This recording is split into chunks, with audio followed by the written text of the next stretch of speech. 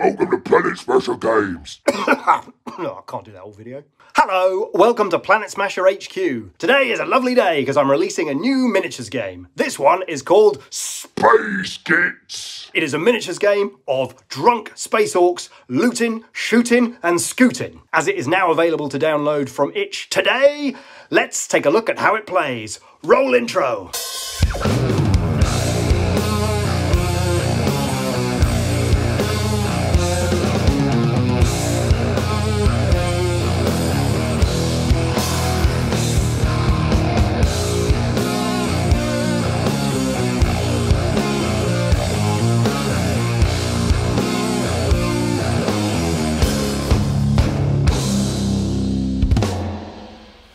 Hello and welcome to Planet Smasher HQ.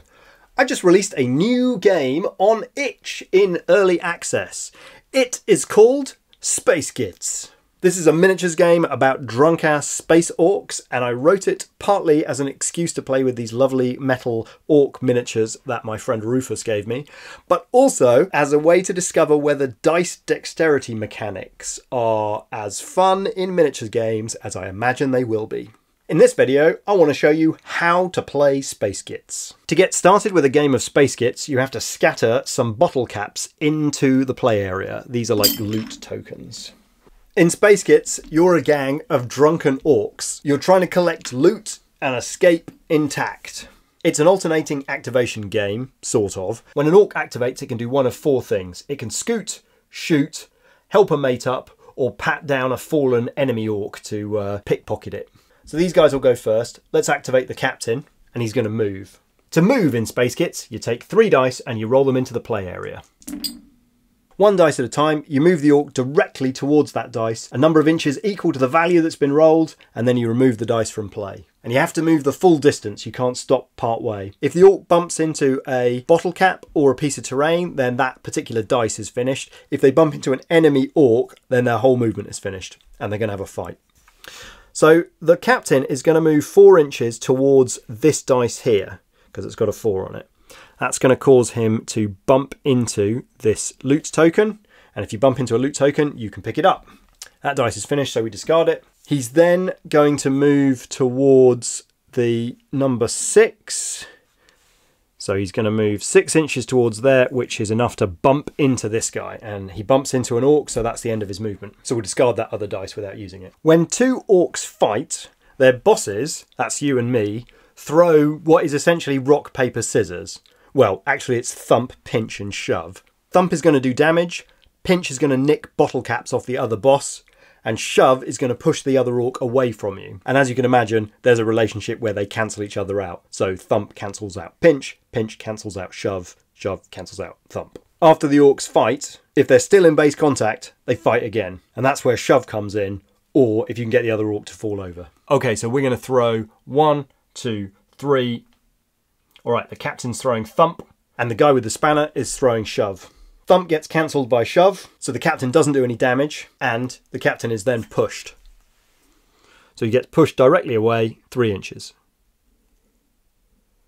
That's the end of the captain's activation, so he has to take a swig. Place a 6-sided dice in base contact to start a tower of dice that's going to get more and more precarious as we go on. Alright, it's these guys' turn to activate. We'll go with this rifle guy, and we'll show how shooting works. Shooting in Space GITS requires a set of funny shaped dice, preferably green ones. Shooting weapons have a range and some attack dice. In the case of this rifle, it's got a range of 10 inches and a 1d12 attack dice. That means we're going to roll 1d12 and add 10 to it. The bullet is going to travel from this orc towards this dice wherever we roll it in the play area, and it's going to travel 10 inches plus whatever we roll on this dice. So let's try and hit one of these orcs. So to find out where the bullet goes, we draw a line from any part on the attacker's base to any part of the dice, and the first thing that it hits is where the bullet goes. And in this case, it hits an orc. It's going to be the captain. The bullet is going to travel 10 inches, which is the range of the rifle, plus the 6 that I've rolled. So that's plenty enough, as the captain's only about 4 inches away. This dice is even, which means it does big damage. If it was odd, it would do half damage. Big damage for a rifle is 4. So we're going to give the captain 4 more dice to stack on his little tower. The rifle boy is shot, but he hasn't yet moved, so he's going to try and pick up some of this loot. Again, we're going to roll 3 dice into the play area. He's going to move 6 inches towards this dice, but stop when he comes in contact with that loot to pick it up. We'll discard that dice. He's then going to move 4 inches. I'm going to draw the line from this side of his base through the dice, so he heads off in this direction. Touching that and picking it up. And then he's going to move towards this dice, 2 inches. Having activated, our rifle orc takes a swig and gains a dice on his tower. It's now these guys' turn to activate. I don't have to activate the other orc. I could choose to activate the captain again, but if I move him, I've got to drag the dice tower with him. So he's a bit more dangerous to activate right now. However, having been shot, his blood is up, so we're going to activate the captain. He's going to move in an attempt to grab the loot and get into combat with the rifle boy. All right, it's looking good. He's got a dice over here that he can move 4 inches towards, so he's going to do that. Ah, the dice are down. All right, having knocked over his dice tower, that's the end of the captain's activation. And not only that, because his dice tower has fallen, he falls over. And we discard his dice. His activation's over, so we discard his movement dice, and he can't do anything else. It's now these guys go, and I am going to activate the rifle guy again, because with the captain on the ground, he wants to pat him down for loot. So any of those dice will push this guy into contact with the captain. And as his second action, he's going to pat him down. When you pat down an enemy orc, you get to rob him of D3 bottle caps. That's 1, which is all his boss had anyway, so we take that. He's finished activating, so he takes a swig. The captain can't activate because he's down on the ground, so his mate, the mad boy, is going to have to get involved. He's going to move because he wants to get into base contact and help the captain up. He's going to move 6 inches towards that dice, which is enough to bring him into contact. The other 2 dice, he can basically bump into the captain twice. And then as his other action, he can help the captain up. Mad boy's been, so he takes a swig. Now the rifle boy has got a couple of targets here at short range, so he's going to have a go at shooting these boys. He's going to try and draw a bead on them by rolling his attack dice anywhere in the play area and then drawing a line towards it. His range is 10 inches, so the bullet's going to travel up to 15 inches and he can easily get a bead on the captain. The dice is odd, which means it only does half damage, which is 2 damage. So we add 2 dice to the captain's tower. Having shot, he can still do something else, and he's going to scoot in and start a fight. So again, for the fight, the 2 bosses throw thump, pinch or shove. In this case, it's possible that the captain wants to pinch back the loot.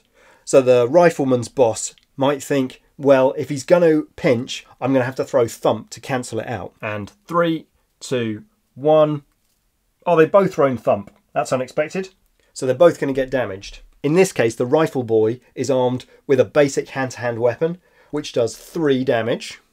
But the captain is armed with a mechanical fist, so he does 7.